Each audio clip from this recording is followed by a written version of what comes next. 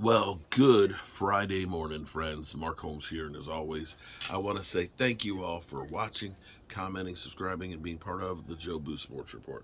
Without you guys, as well as you ladies, you know that this literally does not work. Hope everybody's had a great week. Maybe your week has gotten a little better with the idea of Dan Quinn coming back, um, because for the most part, everybody thought that Dan Quinn was a goner, that Dan Quinn was out of here. Dan Quinn would be coaching his own team. But I made a plea to Jerry Jones to do whatever it takes to keep him in the fold. Everybody wants to fire Mike McCarthy and blow the whole thing up, at least all the talking heads. And, I used to think it was a conspiracy theory to keep Dallas Cowboys from winning because they were against Jerry Jones. And they did not want Jerry Jones to be able to hoist up that trophy. But I realize the reason that if there is a conspiracy theory that they don't want the Cowboys to win is because the Dallas Cowboys are the off season. The Dallas Cowboys, just think about this. We have the Eagles playing in San Francisco with an opportunity to go to the Super Bowl. The Eagles, the second time since 2017. The 49ers getting a chance to try and get a Super Bowl since the 90s. Ain't nobody talking about that game. Nobody is talking about that game. You got Stephon Diggs, who, for all we know, the Bills may be thinking we need to trade that guy. Him and Josh Allen blowing up on the sidelines. Or I should say, Diggs blowing up on the sidelines at Josh Allen. Ain't nobody talking about that. The only thing they talk about is the Dallas Cowboys and their coordinators and Mike McCarthy being in the hot seat and should the Cowboys blow the thing up. Without the Dallas Cowboys and drama, what is there to talk about in football? I'm being 100% honest here. What is there to talk about in football? They're the most watched and definitely the most talked about thing in football. Seriously. You could take all of the other teams, combine all the talk that they do about them, and it might be equal to what they talk about with the Cowboys. It's that big. The networks should be paying money to Jerry Jones and the Dallas Cowboys, especially Dak Prescott, just because they give them material. Literally, you go to YouTube and look up, the shows. You'll see 5 or 6 different things on the Cowboys, 2 or 3 on other teams. There's other teams that you should wonder, should they blow it up? The Cleveland Browns, they were a disappointment. They spent $250 million or $230 million guaranteed for a quarterback. They were a playoff team the year before. They didn't make the playoffs.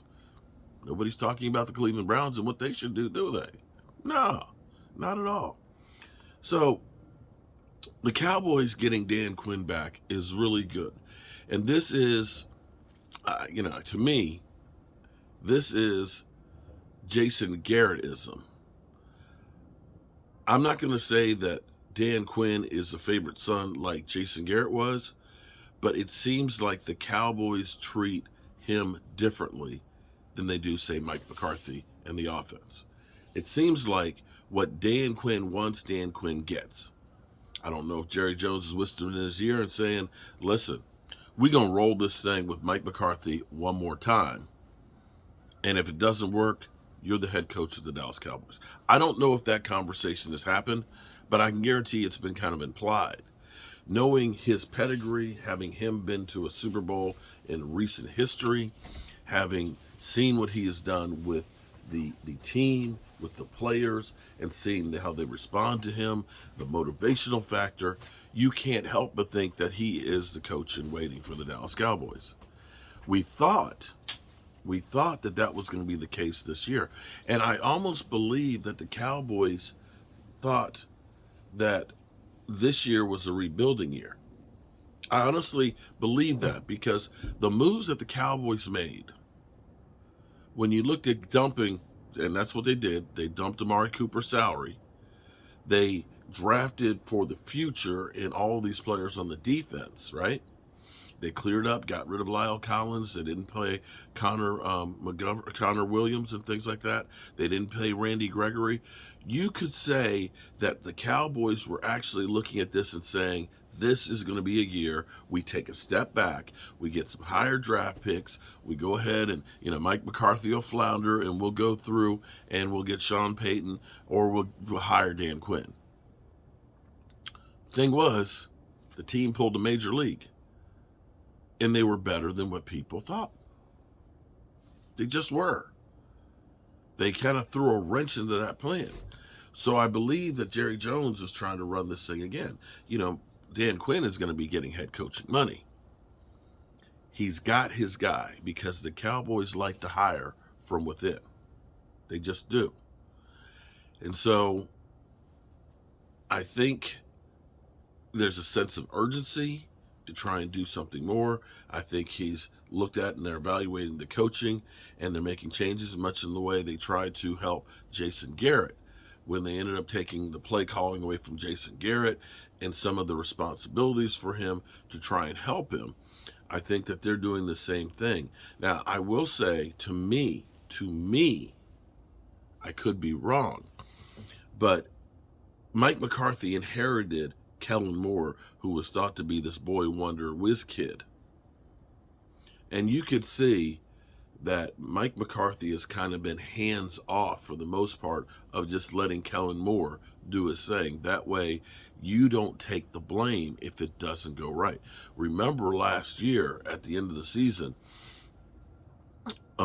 when he was asked about, well, did you ever think about doing play calling? And he says, well, the installer is the one who does the play calling and things, and Kellen Moore does the installing. In essence, throwing and saying, it's not me who's making the game plan, it's that guy. And this may be where he gets his opportunity to finally say, okay, Kellen, we did it your way the first 2 years that you were here. Now, we ended the season with 2 crazy plays 2 years in a row. We're moving on, and now maybe Mike McCarthy gets a chance to coach and bring in the offense that he wants. I would actually welcome that. I would welcome some change on the offense. Now, other people are looking at this as they're cutting Mike McCarthy off at the knees because they're getting rid of some of the assistants. I don't necessarily think that, because I think of Skip Pete, who's been an incredible coach running with Zeke Elliott and things, and has a philosophy. And I think the philosophy of having, your bruising back, your running back that's the great blocker for the Cowboys, and that up the middle running game is going to be passé for the Cowboys. That Zeke is now a dinosaur to them, that Zeke is not coming back.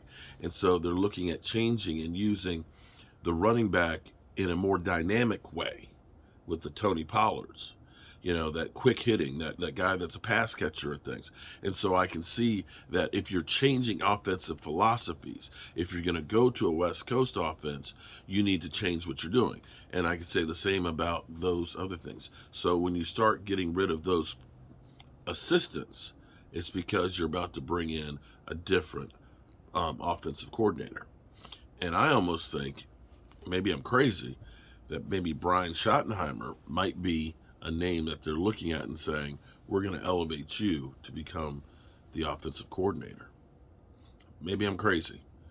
But to me, that kind of makes more sense, because they brought him in as a quality control guy, get his feet wet, because again, the Cowboys like to hire from within. Kellen Moore, backup quarterback, to quarterback coach, to offensive coordinator. Jason Garrett, quarterback. He was a quarterback coach in Miami, and they brought him in to be offensive coordinator and then head coach. That's what the Cowboys do. Get up this morning, they have a different take on it. And their whole thing is blow it up. They need to fire Mike McCarthy. Well, I'm not going to be as doom as gloom. I'm disappointed we lost the playoffs. But I recognize that The other teams are just more talented than we are. They just are. Our offensive line is in flux. We need help there, without a doubt. When Tony Pollard went down, we didn't have a running game. And we've got one really great wide receiver, and we got a bunch of guys that can't get separation. I look and see. Those are things I can do something about and fix that we haven't. But let's listen in, because I don't know that just changing the coach is going to fix those basic problems. 29 years of their existence. And by the way, the first thing Jerry Jones did when he bought the team was fire Tom Landry, but that's a whole different... Quickly, catch me up before I get to... Look, his job is safe. McCarthy's job is safe, but it came with having to fire a lot of guys on his staff that he has been with for a long time. Right. These aren't assistants that he just hired over the last 3 years. These guys go back all the way to his days in Green Bay. So there was obvious conversations that were had between Jerry Jones and Mike McCarthy of, you're staying, but changes are going to be made here, especially around this offense. In terms of Dan Quinn making the decision to stay, he feels that he still has business to take care of. He feels like he still can accomplish more there in Dallas, and obviously he's done a really good job with this defense over the last few seasons. RC, why were you making that face? Come on, y'all. As long as Tom Landry was there, cut that out.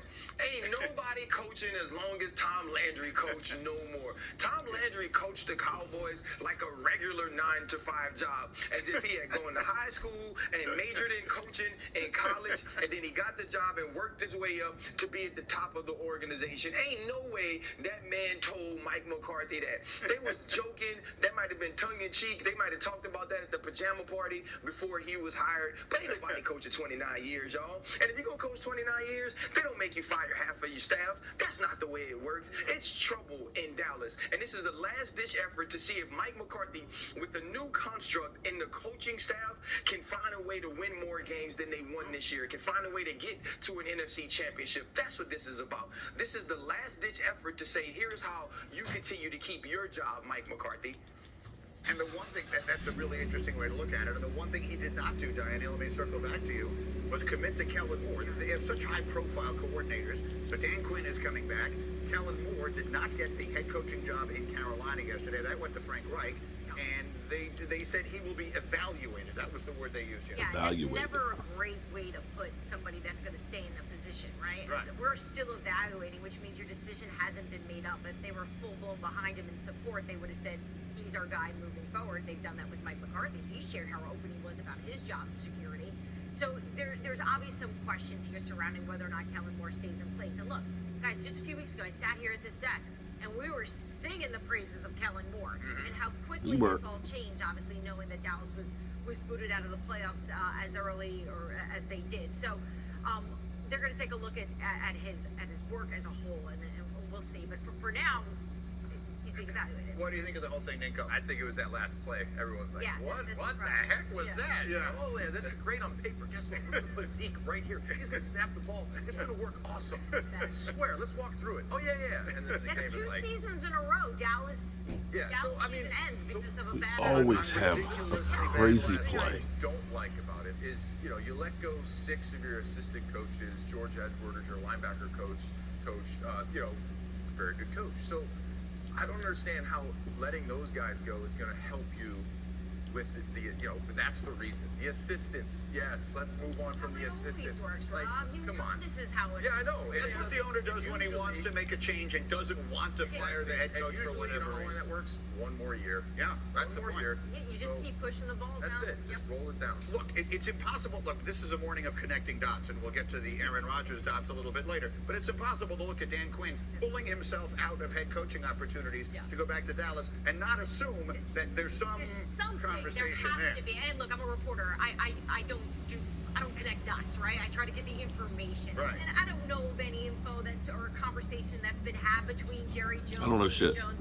and Dan Quinn, but he was the name that this team was talking about last season during the off season about perhaps taking over. So, it obviously hasn't changed or shifted back to that, but there's got to be some type of future with the Dallas Cowboys and Dan Quinn. I'm not a reporter. I'm very comfortable recklessly speculating about all the things that might wind up happening. Yeah. Thank you for watching ESPN. You have to think that Dan Quinn is coach in waiting. Football's a cutthroat business.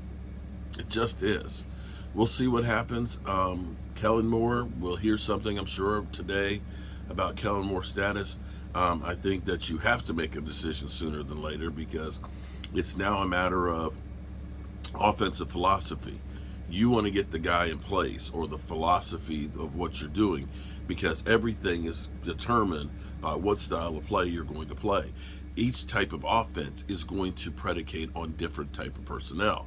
So figuring out who that guy is and what system they're going to bring in is going to dictate the type of players that you want to keep in free agency, maybe go for in free agency, or